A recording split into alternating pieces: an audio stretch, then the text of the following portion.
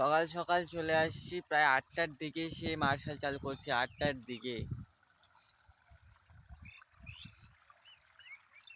সর্ষেগুলো যা হবে না, জল দেওয়ার পর সর্ষেগুলো যা হবে, বাপু কিষান হ্যাঁ।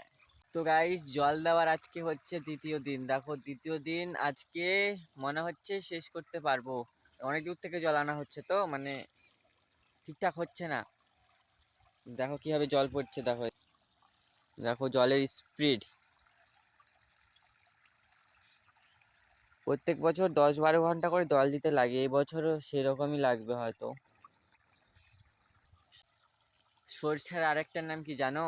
সরষেটা যখন উঠবে তখন তাকে কি বলা হয়? তখন তাকে বলা হয় হচ্ছে হলুদ সোনা বা কালো সোনা বলা হয়।